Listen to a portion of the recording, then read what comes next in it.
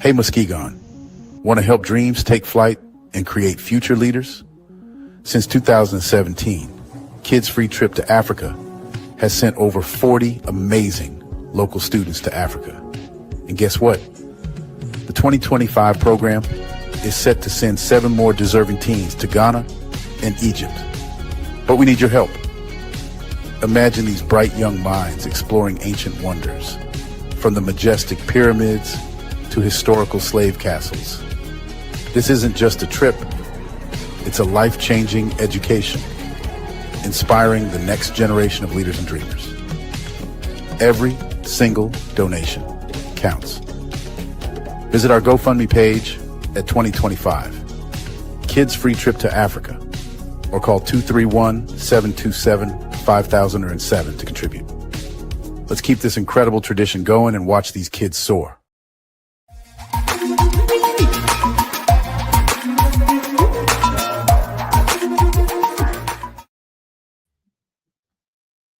All right. We are live on social media and live on radio, 103.7 a beat. Currently 5:32 in the city. Big Rob is in the building. And it's our first time together in like 2 months. Yes. In the studio. Absolutely. Because you were gone and then I were gone. Yes. Then you were gone. Yes. You was gone last week. Yes, sir. It's good to be back. Big homie, Big Rob. Good to be back. Beautiful day outside. So over the weekend, I saw this amazing post of this grassroots organization, Big Rob, called Bikers Against Predators. And you know, as a former correction officer, I worked in a sex offender unit. Yes. So you get excited when you hear about people who are trying to bring awareness to sexual predators. Yes. And this group had a video of a guy in Muskegon Heights who was allegedly being a predator to young kids, whatever, underage kids. And they got him. This group video. You had a video. Yes, they got the video. Okay, play the video. No, I don't have the video. Oh, that's why I asked. No, they got the video. But we want to bring Boots to the conversation from Bikers Against Predator. Boots, how you doing today, my brother? I'm doing well. How are you? Doing good, man. Doing good. Bikers Against Predators, man. How long have you guys been around? Yeah, so we've been we established in 2021, so we've been around just a little over 4 years. First 6 months, it was just me kind of running around with a cell phone, and then over the years, we've developed into a 501c3 nonprofit, and just aiming at taking down child predators. And yeah. What's your passion behind this? Passion behind it is my daughter was a victim to an online child predator. And moving forward, just seeing that law enforcement at the time, just like, yeah, we get a bunch of these cases, there's not a lot we can do, hard to find these guys. And I just felt like that's not enough. Even these guys being convicted, it's not enough.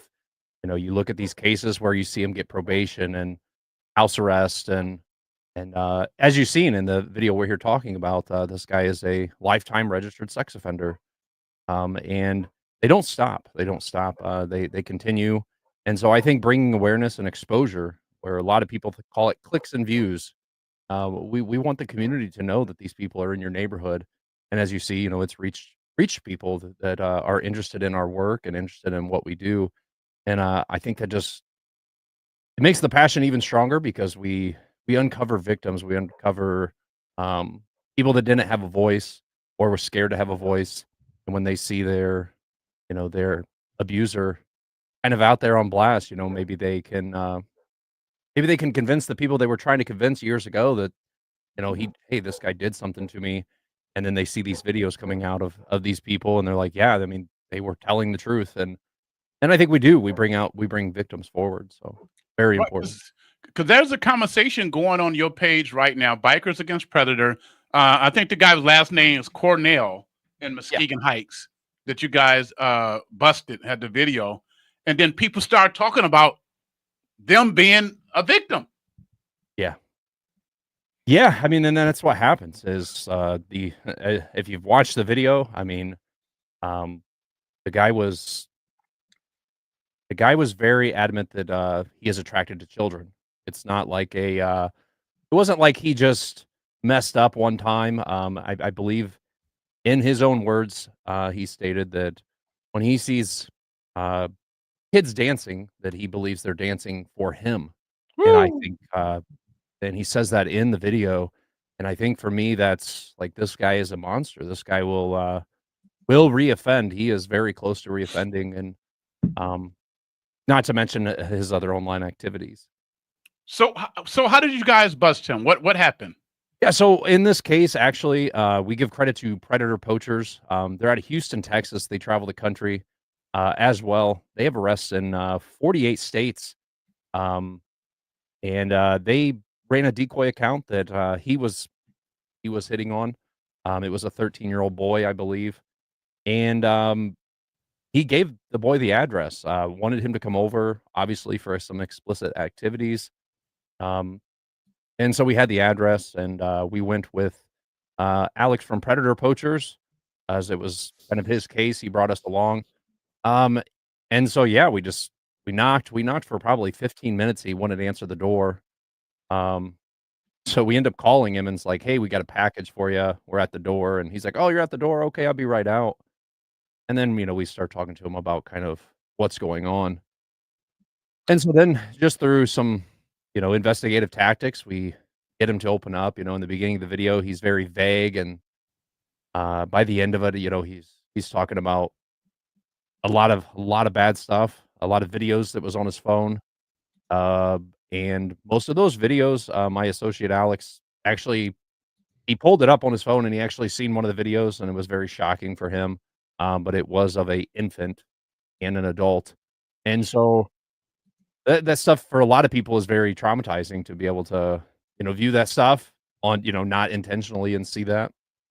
But, I think, we knew that that guy was gonna go down at that time. We knew that I think at the time he was showing us these videos, he was scrolling through these videos very rapidly of just, the most disturbing things you'd ever see. And, at that time, Muskegon Heights Police Department was walking up behind him as he's continually scrolling through his browser here of, videos that he has. And so through that, we asked him, "Where are you getting these videos?" And he said, "Well, I'm getting them through a guy named Nate." And we was like, "Well, do you have any contact information for Nate? Like, yeah, we wanna go after him." And he gives us the phone number for Nate. And, we run that through some various free websites and paid websites for information, and it comes back to a guy in Indiana. So ultimately, we drive down to Indiana, southern Indiana, and interview Nate. And Nate is also, after our interview, was arrested, and he's charged with 34 felonies from, us talking to him. It was like a 2 for 1, and it these guys run in rings, and they trade stuff back and forth, and, yeah. Wow. Wow. This is volunteer work. Yes, we're all volunteers. Man. Okay, one of our local listeners, a graduate of Muskegon Heights professional, said, "What a commendable service to the community. Thank you for exposing the truth and allowing others to amplify their voices and experiences." I'm sure you get that everywhere you go. Yeah, there's I mean, these videos, and it's why it's the power of social media. As everybody knows, social media can be used as a good tool and a bad tool. And when we get these videos out there, when we put them on social media, um, it brings the community together, and it brings victims together, it gets people talking. And, when we go to a city we've never been to, we actually just caught a custodian in Missouri, um, on the job at the school, invited our 13-year-old decoy to do the acts in the school, in a classroom. Mm. Um, and so we had never been to that city. It was in Webb City, Missouri.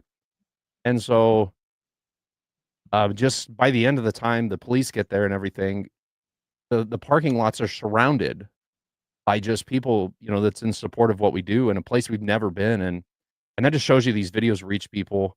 It gets people talking, and it might reach, people that are, our victims.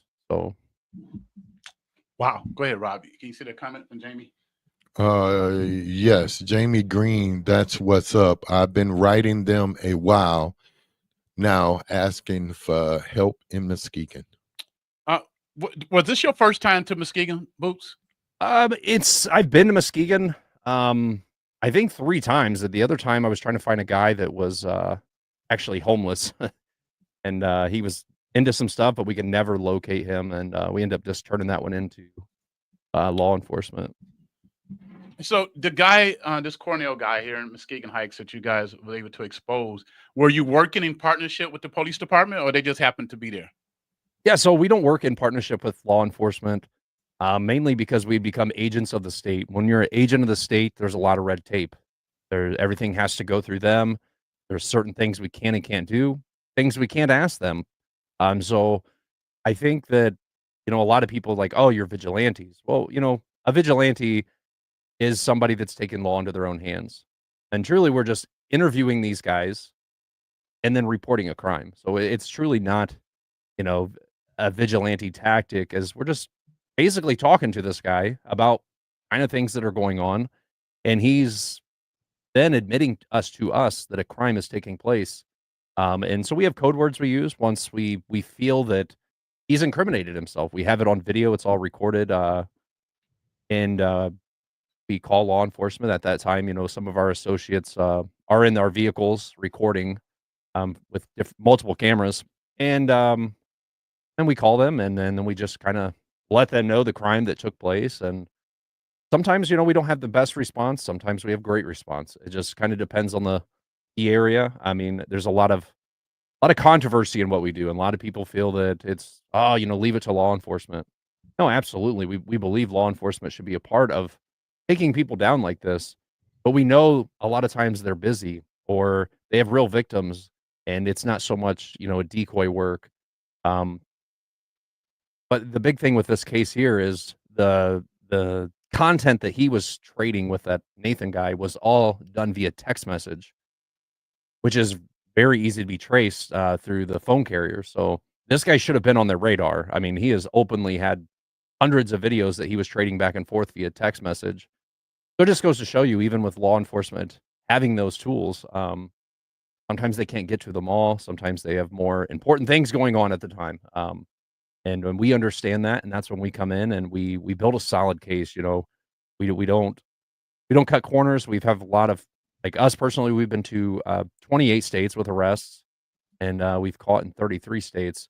And most of the feedback we get from law enforcement, detectives, prosecutors is that our cases are solid.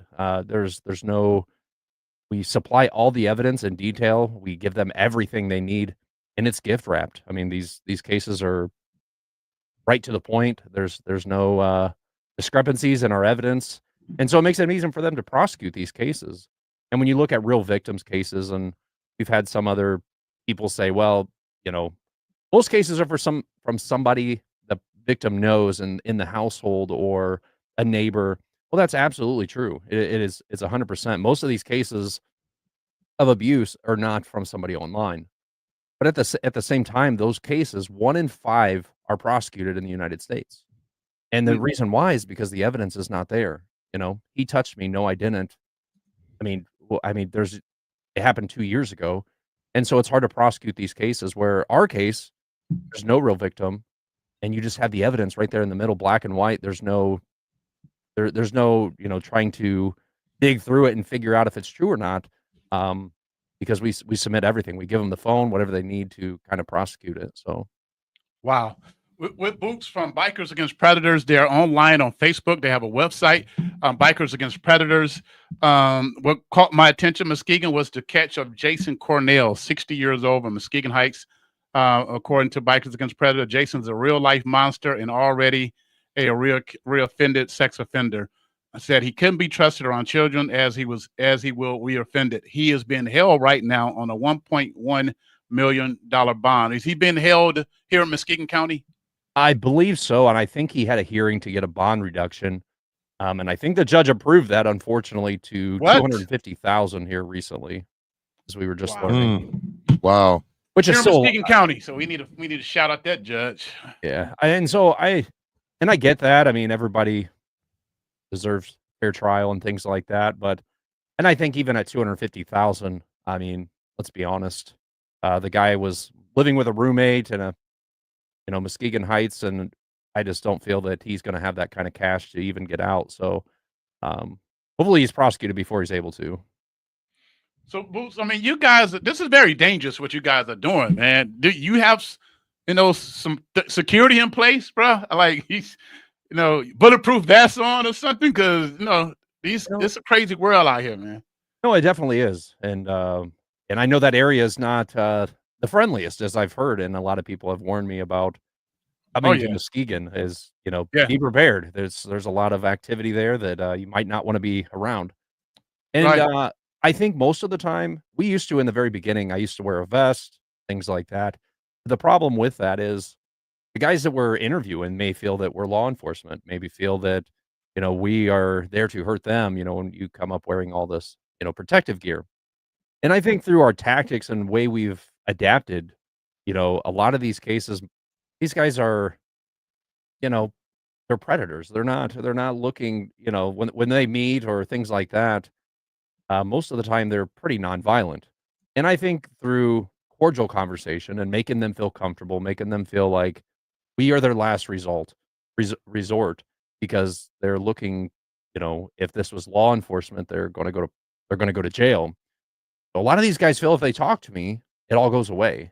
I don't threaten them with law enforcement. I don't threaten them to, hurt them or call the police. It's ultimately just getting them to openly talk to me without coercing them. And it's worked. I think our website's a little behind. I think we're up to like 440 some, you know, catches so far. Wow. Wow, that's amazing, man. Amazing work. Boops is here. Now let's talk about how going forward because you guys definitely need funding, you need support. And I know you have a YouTube channel, you have a social media channel, hope is monetized. But Yep. how can the community support you? I mean, we do have donation links. Our Facebook page, we have our nonprofit registered through our Facebook. So there is a donation link on our Facebook. That's an easier way to, if you're looking for a monetary to help us. As you guys know, gas is not cheap. Hotels Mhm. are skyrocketing Mhm. every day. So we do travel. I mean, we've been to California, we've been to Florida, we've been across the country. A lot of this is driving. We do drive to most states. And so yeah, that's the monetary way to help us, but the big help, for us is sharing the videos, on Facebook or YouTube, sharing them out, getting more people talking about what we're doing, and, the people that we're, bringing to light because although it might not be in your community, we might be catching in, Missouri next week, um, but still, that video could reach more people that and just get us out there, to more people. I think that's crucial is more people coming in, seeing our work and more people wanting to support. If you're watching this online, hit that subscribe button. Bikers Against Predators. We do have the barcode up there. Hit one of them donations button. I'm definitely Absolutely. I'm definitely going to donate. Tell me this about sex offenders. What have you learned about sex offenders that is so surprising? Like, what has shocked you about sex offenders? Uh, I mean, nothing really surprises me. I mean, at this point, I've heard it all. I've seen it all. There's really nothing at this time that would surprise me. But I think as the community, you should know they don't change. These guys that are attracted to children, they do not change. There's nothing that's going to change the way they are thinking. Um, Wow.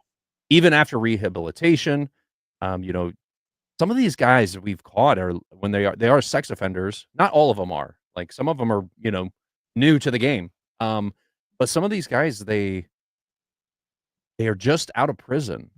We've caught some that has been out for less than a month of prison for an offense against a child, and their first thing is getting on social media, and they come across our decoy account, and it's unbelievable that it's that quick that you just spent, 4 or 5 years or whatever the case may be of your life in prison for a case, and you are literally back out, and not even a month later, you're trying to reoffend. And to me, I think, if I got caught robbing a bank, and I went to prison for a long time and I got out, I'm probably not gonna be like, "All right, which bank am I heading to next?" Exactly. You learn from that, And that's Right. why I just tell you, these guys, they do not change. Their mindset is for children, and it's never going to change. And so I think in the United States, we need harsher punishment. You know, we keep giving plea agreements, and you'll probably see with these cases we just did in Muskegon. This case, he's probably going to get a plea agreement, and there should be no plea agreements for crimes against our children. Uh, Yeah. it wasn't like this guy was just you know, just a first timer, kind of stumbled across some stuff. This guy's looking for it. And if you watch the full video, I mean, the things he says, like say kids, when he see a kid dancing in the yard, he feels like they're dancing for him. I mean, this guy is ripe to, reoffend. And I believe that if he, takes another step out of incarceration, he will find a child. It's just a matter of time. And so we hope that the judge there lays it down and the prosecutor is strict and does not give this guy a free pass because I think we've seen it in Michigan. We've done a lot of cases in Michigan. We did one in I think it was Grand Rapids, and we caught him once in Grand Rapids. He ended up having some stuff on his phone that was involved in children, and they didn't arrest him on site, and he ended up running away. Just skip bail, or he had a warrant out for him. He went to West Virginia, and so he hit up our decoy from West Virginia. And, we end up catching him again in West Virginia and got him extradited back to Michigan, only for him to get probation. And so it's just there's the laws are so weak on these guys.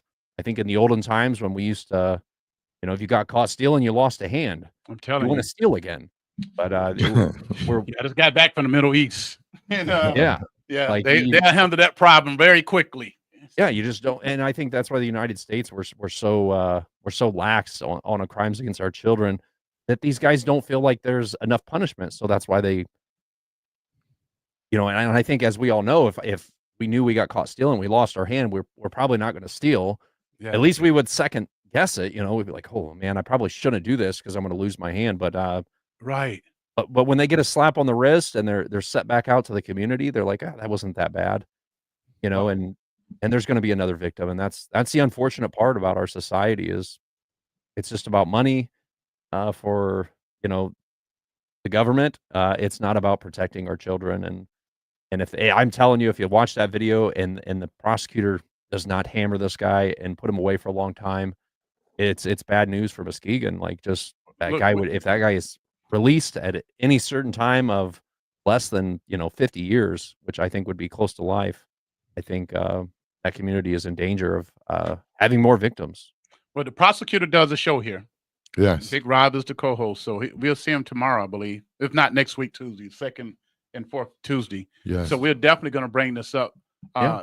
to him. Boots, you're getting a lot of love, man. People love you, brother. Yeah. Amanda Elliott said, "We love you, Boots. Sunshine, storm, and zero."